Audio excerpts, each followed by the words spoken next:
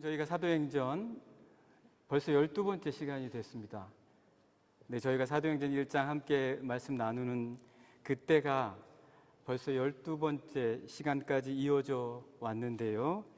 오늘은 저희가 함께 여러분들과 사울이 회심하는 장면에 대해서 나누게 되었습니다. 사울이 회심하는 장면이기도 하면서도 또 사울이 사도 바울이죠. 사울이 사명을 받는, 단지 회심만이 아니라 그리스도 예수로부터 사명을 받는 그러한 말씀, 오늘 사도행전 9장 1절에서 9절을 통해서 여러분들과 저희가 함께 나누어 보고자 합니다. 잠시 한번 말씀을 보시면은요, 1절부터 저희가 4절까지, 일단 4절 상반절까지 함께 보시면 이렇습니다.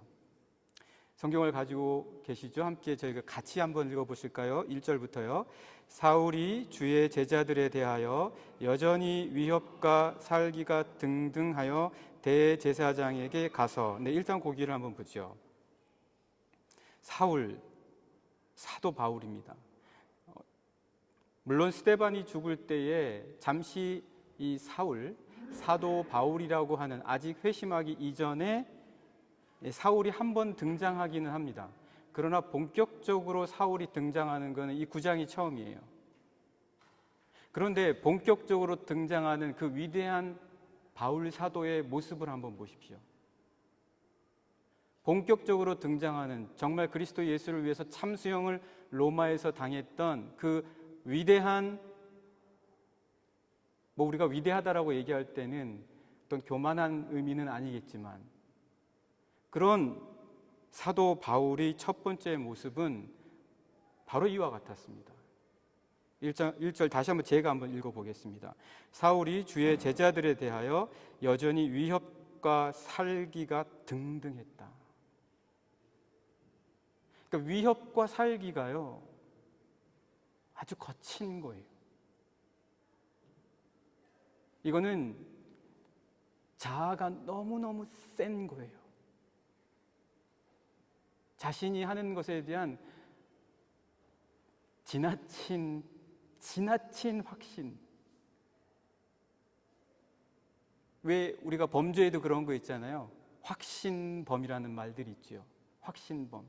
자기가 범죄를 저질렀는데 분명히 누구나 봐도 잘못하는 건데 자기는 옳다라고 생각하는 거예요. 사울은 확신범입니다. 스데반이 순교하는 그 장면에서 돌들을 던지고, 그래서 그가 죽음에까지 이르는 것을 목격하고 자기도 거기에 참여했으면서도 스데반의 죽음은 마땅하다라고 여긴 거예요. 오늘 우리가 너무 지나친 확신에 이르지 않는 것이 좋습니다. 저도요, 제가 막 화가 나잖아요. 화가 나면 아무것도 안 보여요. 누가 뭐라 그래도 소리가 안 들려요. 내 생각이 저의 머리부터 발끝까지 꽉 차 있거든요. 그때는 누가 말해도 그냥 무조건 내가 옳은 거예요. 분명히 제가 틀렸어요. 제가 틀렸는데도 일단 제가 흥분하고 제가 화나면 그냥 무조건 제가 옳은 거예요. 그때는 놀리고 이성이고 설득 아무것도 필요가 없어요. 그것 좀 누가 스탑해줘야 되는데 누가 좀 저를 스탑해줘야 돼요. 야, 김인기 너 잘못됐어. 멈춰. 그만해. 라고 누군가가 저한테 이야기를 해줘야 된단 말이에요. 그런데 제가 너무 자아가 그때 독한 거예요. 너무 독해서 눈은 떴지만 보이지 않고 귀는 열려 있는데 아무 소리도, 다른 사람의 소리도 들리지가 않는 거예요. 나만 옳다. 나만 맞다. 지금 사울이 바로 그런 확신범이라는 거죠. 1절에 사울이 주의 제자들에 대하여 여전히 위협과 살기가, 이 말씀이 사실 성서 신약에 그렇게 많이 등장하지 않아요. 그런데 이런 단어로 사울을 설명해 주고 있다는 거예요. 위협하는 거예요. 여러분 생각해 보세요. 위협하는 사람 곱게 보이나요? 살기라는 거 아시죠? 그 살기는 눈에서 비춰져요. 이게 막 뿜어내는 그런 살기 있잖아요. 이 자아가 가득했을 때, 그럴 때 나오는 것이라는 거죠. 확신범. 내가 맞으니까 그냥 이렇게 해도 괜찮다라고 생각하는 거예요. 그러면서 2절의 말씀을 보시면 다메섹 여러 회당에 가져갈 공문을 청하니 이는 만일 그 도를 따르는 사람을 만나면 남녀를 막론하고 결박하여 예루살렘으로 잡아오려 함이라. 그러니까 다메섹까지 가는 거죠. 다메섹까지 가서 그곳에 있는 그 회당에 공문을 가져다 주는 거예요. 대제사장으로부터.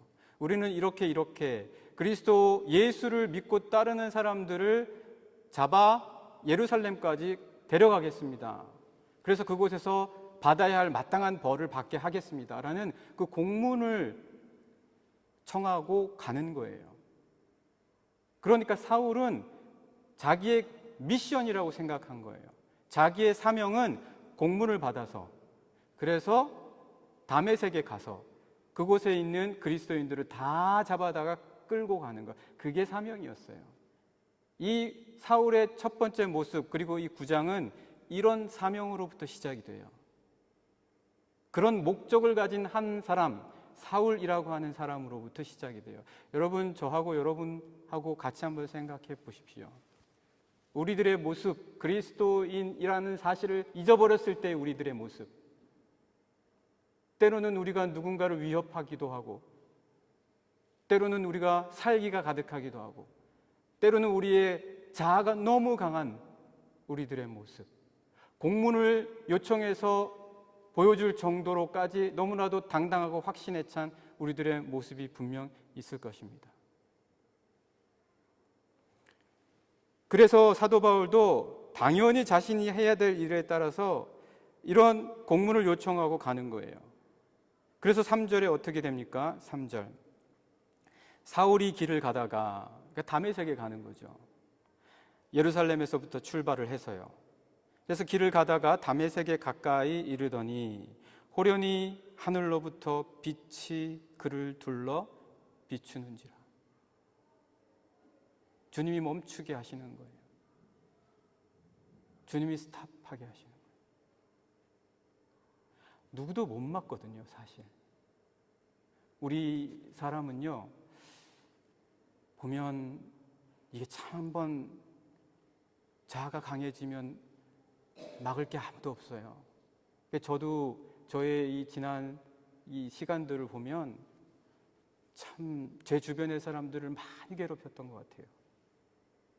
많이 힘들게 하고, 많이 괴롭히고. 좀 주님이 그때마다 저를 그나마 좀 멈춰주시는 거를 좀 때늦은 감이 있지만 그래도 이렇게 뭘로 알겠어요? 이렇게 빛을 비춰주셔야 알아요. 이 빛을 비춰주시는데 하필이면 이 사울이요. 4절 말씀 보실까요? 땅에 엎드러져 들음에 소리가 있어 이르시되. 이 말씀의 어순을 한번 잘 보세요. 이 말씀의 어순이요. 이 말씀의 어순을 보시면 첫 번째 어떻게 됐죠? 엎드러진 거예요. 첫 번째 엎드러졌어요. 엎드러지니까 그 다음에 어떤 일이 있죠? 듣기 시작하는 거예요. 들음에. 엎드러지니까 그때서야 듣는 거예요. 그 다음에 어떻게 돼요? 그러니까 소리가 나기 시작하는 거예요.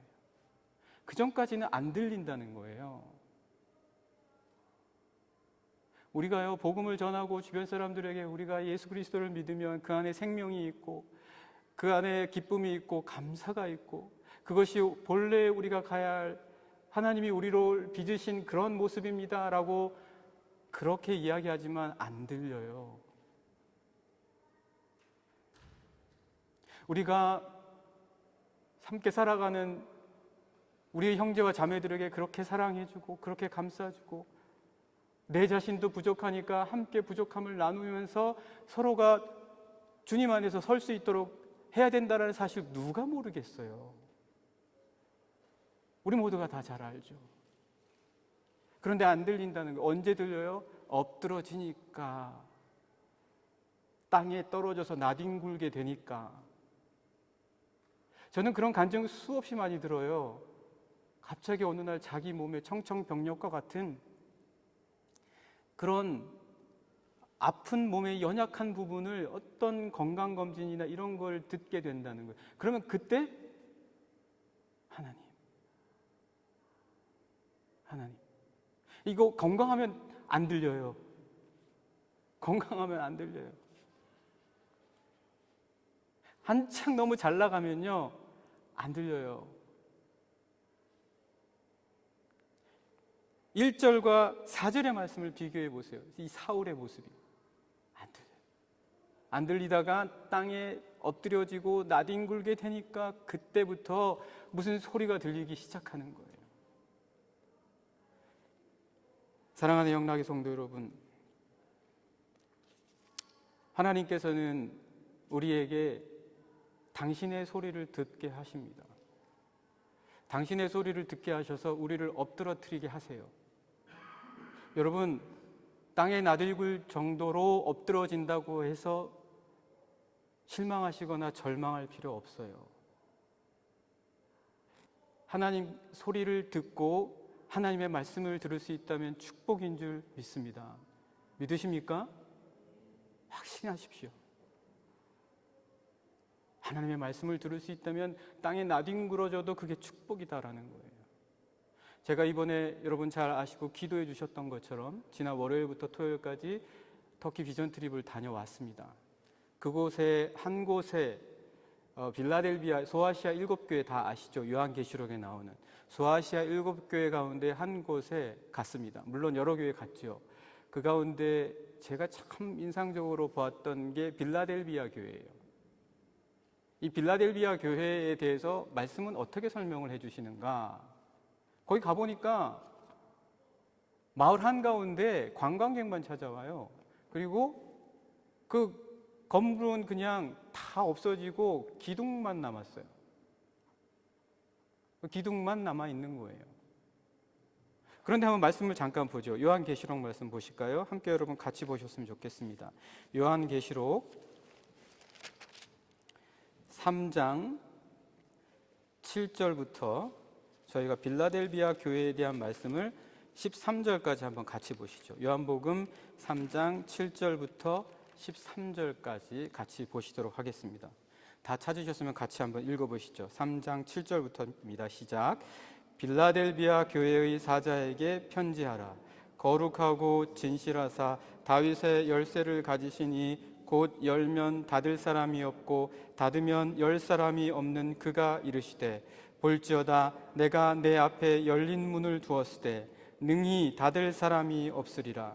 내가 내 행위를 아노니 내가 작은 능력을 가지고서도 내 말을 지키며 내 이름을 배반하지 아니하였도다.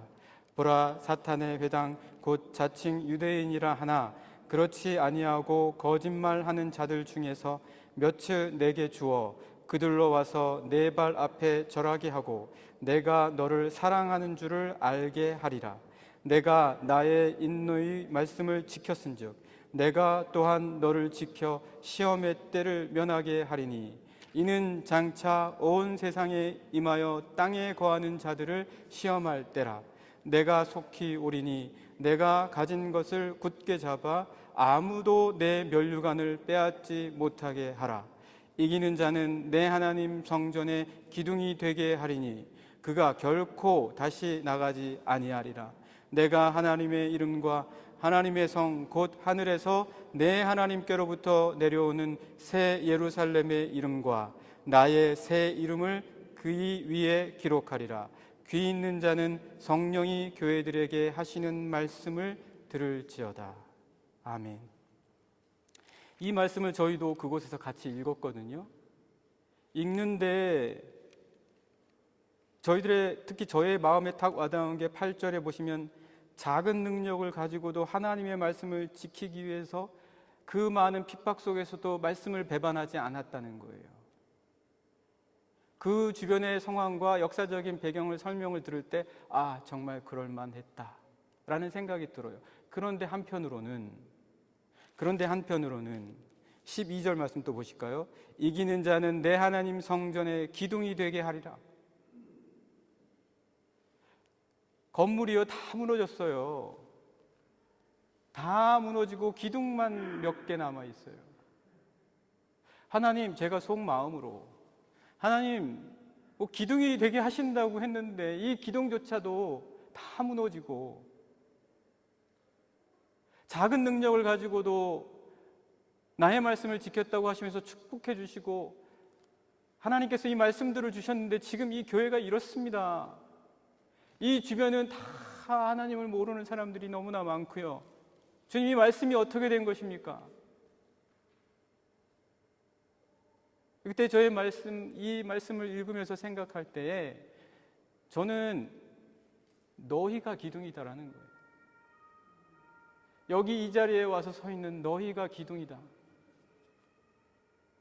돌로 만든 기둥이 아니고 그 믿음을 지키기 위해서 어딘지도 알 수 없는 저 아시아의 어느 쪽 끝에서 어떤 이유인지 모르지만 독일까지 와서 머물고 있는 너희들이 세상에서 너희가 누군지 이름 석자도 알지 못하지만 너희는 그리스도 예수를 믿었다라고 하는 그 사람들의 자취를 찾기 위해서 여기까지 올 수 있는 뿐만 아니라 너희를 위해서 기도해주고 있는 모든 사람들이 바로 기둥이다.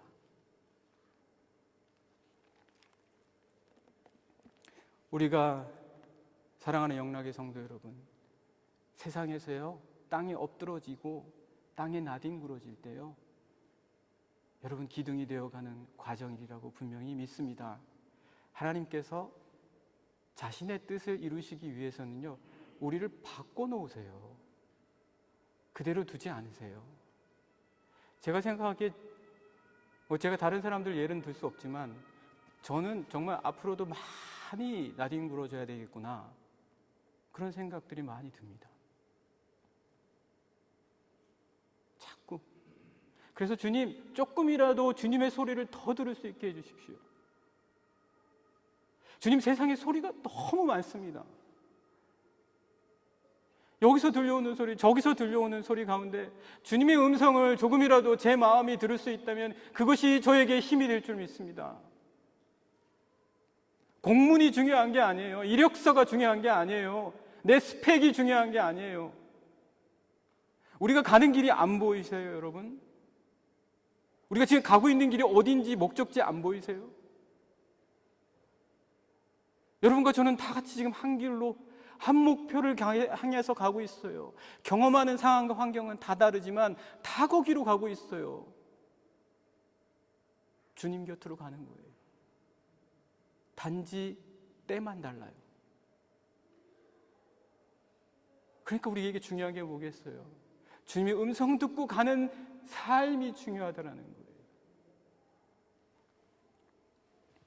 계속해서 말씀 보시겠습니다. 4절 중반절부터 보시면은요, 주님이 땅에 엎드러진 사울에게 이렇게 말씀하시는 거예요. 사울아, 사울아, 내가 어찌하여 나를 박해하느냐 하시거늘.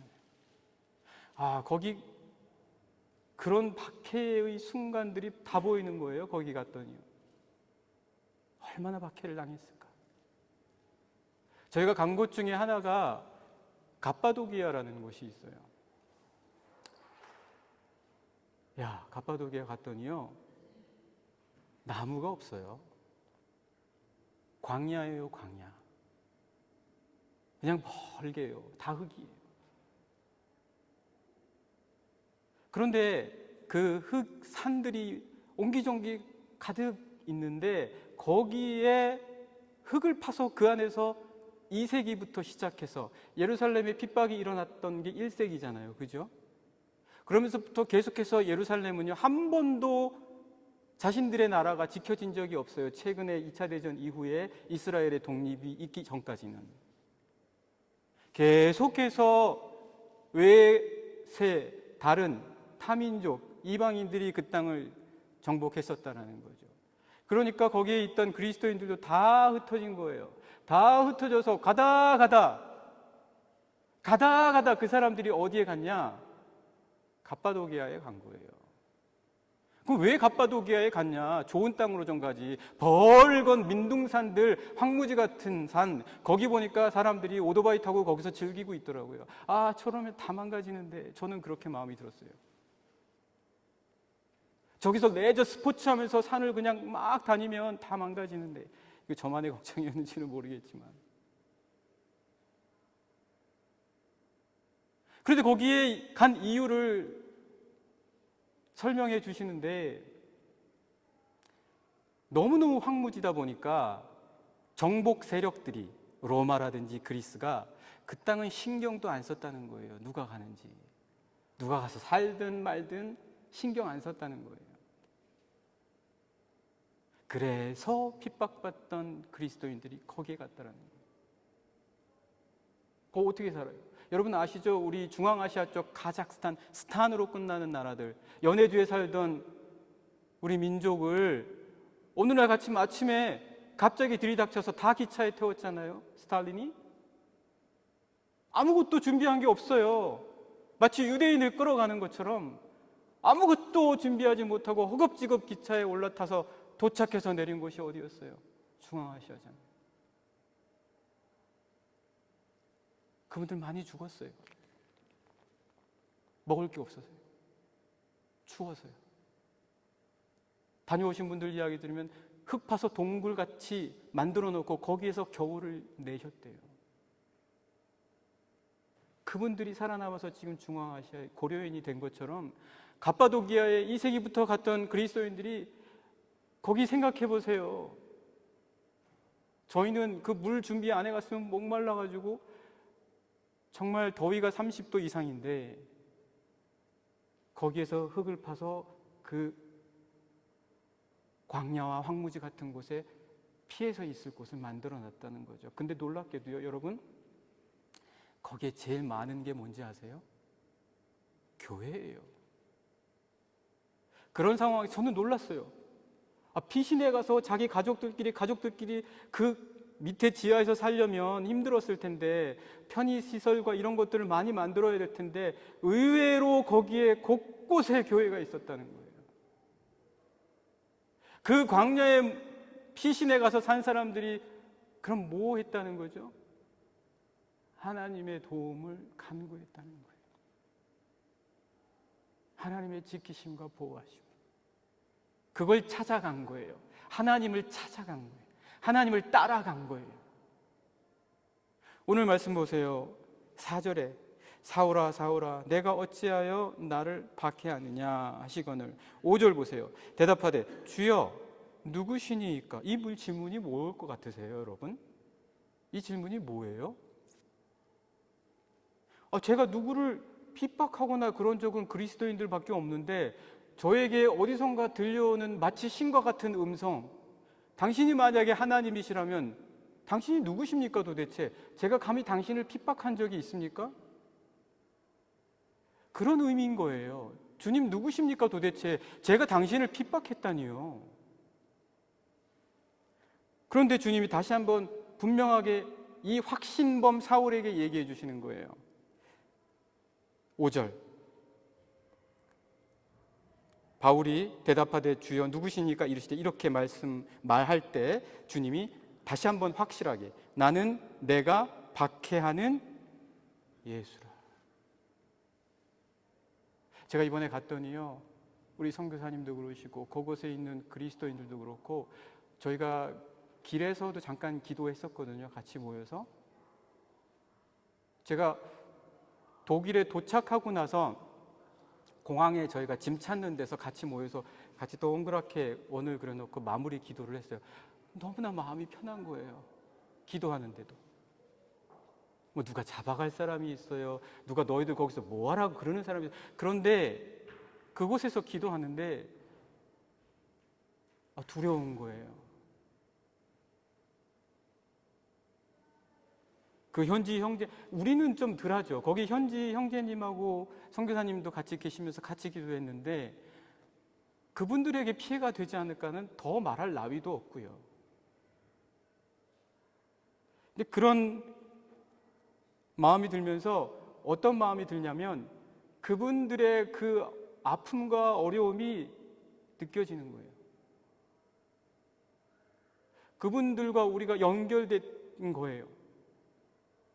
지금 사울은 주님을 박해한 적이 없어요. 주님은 이미 이 사도행전 9장 이전에 요한복음에서 십자가에서 돌아가셨어요. 주님은 혹시 모르죠. 사도 사울이 예루살렘에서 지냈으니까 잠깐 얼굴을 스쳐 지나갈 수는 있었을지 몰라요. 그러나 직접적인 만남은 기록되어 있지 않아요. 그래서 사울이 예수님을 박해하려 할 수가 없어요. 그러다가 돌을 던지거나 아니면은 감옥에 주님을 가두거나 주님을 비방하거나 고소하려 할 수가 없는 상황이었어요. 그런데 여기서 주님은 분명히 내가 나를 핍박한다. 나는 내가 핍박하는 예수다. 그렇게 말씀하시는 거예요. 왜요? 주님은 아시는 거예요. 왜요? 1절 말씀 다시 한번 볼까요? 1절. 사울이 누구에게요? 주의 제자들에 대하여 여전히 위협과 살기 같은, 주의 제자들이 고통당하는 모습을 보면서 그게 주님의 고통이라는 거예요. 그게 주님의 고난이라는 거예요. 교회가 아픔을 당하면 주님이 아프시다는 거예요. 여러분, 우리는요 다 그리스도인이에요. 여러분 중에 누가 아프면 우리도 아픈 거예요. 여러분 중에 누가 마음이 상하면 우리도 상한 거예요. 여러분 중에 고민이 있고 여러분 중에 삶이 잘 풀리지 않으면, 가정에 어려움이 있으면 우리가 다 아픈 거예요. 주님이 아프신 거예요. 주님은 매 순간 그거를 아파하시는 거예요. 나는 내가 핍박하는 예수다. 사울이 깜짝 놀라는 거예요. 놀랄 수밖에 없는 거예요.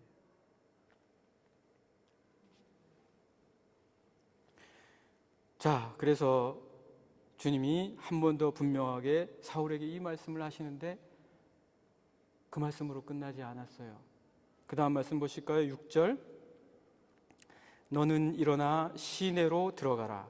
내가 행할 것을 내게 이를 자가 있느니라 하시니. 이 말씀을 더 하시는 거예요. 아주 짧죠. 6절 한 절이에요. 그죠? 6절 한 절이에요. 7절 계속 한번 보시죠. 같이 가던 사람들은 소리만 듣고 아무도 보지 못하여 말을 못하고 서 있더라. 8절. 사울이 땅에서 일어나 눈은 떴으나 아무것도 보지 못하고 사람의 손에 끌려 다메섹으로 들어가서. 9절. 사흘 동안 보지 못하고 먹지도 마시지도 아니하니라. 자, 참 공문을 들고 가긴 갔는데 공문이 필요 없어졌어요.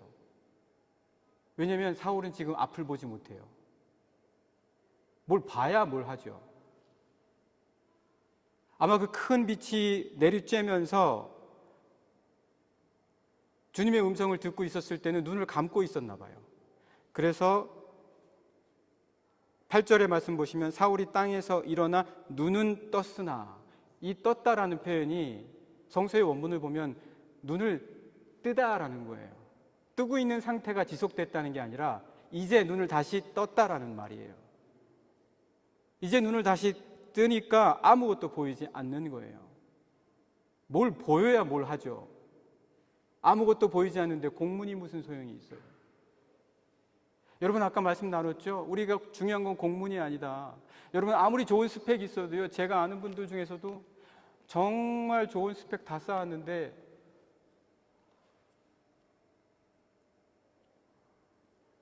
그 스펙이 하나도 소용이 없어요. 몸이 아파서. 그 근육이 굳어지는 병 아시죠? 루게릭병. 유학 중에 갑자기 아무 소용이 없는 거예요. 지금 사도 바울이 아무 소용이 없어요. 공문을 받고 뭐 대제사장에게 위임장을 받더라도 아무짝에도 쓸 데가 없어요. 저도 공부하면서 계속해서 이 공부를 하냐 마냐 고민이 많았었습니다. 너무 하고는 싶은데 나중에 이렇게 지나와서 보면 이 하나님의 인도하심, 이 하나님의 이끄심, 내가 가는 곳이 어디인가, 이것을 통해서 하나님께서 더 귀한 것을 많이 허락해 주시는 것을 보게 됩니다. 그런데 이렇게 되는 거예요. 그리고 그와 함께 했던 사람들도요, 소리만 듣고 아무도 보지를 못해서 말을 못하는 거예요. 뭐죠? 뭘 할지 모르는 거예요. 뭘 해야 될지 몰라요. 그러니까 사울하고 같이 간 사람들이 공문까지 들고 씩씩거리면서 갔는데 정작 다메섹에 다 도착해서는 아무것도 할 수 없는 상황이 돼버리는 거예요. 왜요? 하나님께서 그렇게 막으신 거예요. 엎드러지게 한 거예요. 우리에게 엎드러지게 할 수 있다라는 거예요, 주님이. 그런데 이 말씀이요, 그때그때 달라요. 이거 뭐 이상하게 TV에서 많이 듣던 이야기 같기도 한데, 말씀이 그때그때 달라요. 지금 9장에 나와는 이 말씀이 22장, 26장에 한 번 더 나오거든요. 그러니까 총 3번에 걸쳐 나와요. 그런데 22장에 다르고 26장에 달라요.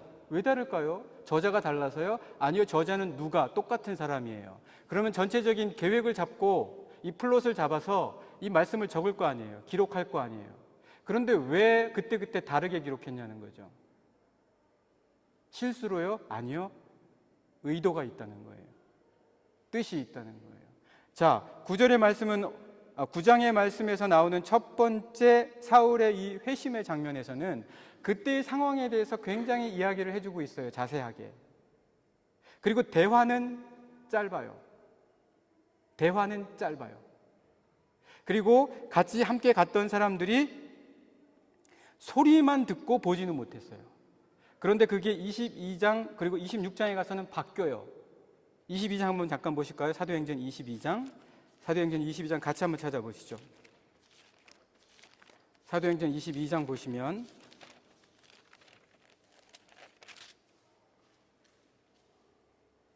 사도행전 22장 5절부터 11절까지 여러분 찾으셨으면 같이 한번 읽어봐요.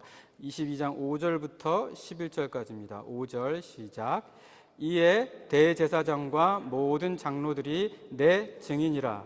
또 내가 그들에게서 다메섹 형제들에게 가는 공문을 받아 가지고 거기 있는 자들도 결박하여 예루살렘으로 끌어다가 형벌받게 하려고 가더니 가는 중 다메섹에 가까이 갔을 때에 오정쯤 되어 호련히 하늘로부터 큰 빛이 나를 둘러 비치매 내가 땅에 엎드러져 들으니 소리 있어 이르되 사울아 사울아 내가 왜 나를 박해하느냐 하시거늘 내가 대답하되 주님 누구시니까 하니 이르시되 나는 내가 박해하는 나사렛 예수라 하시더라.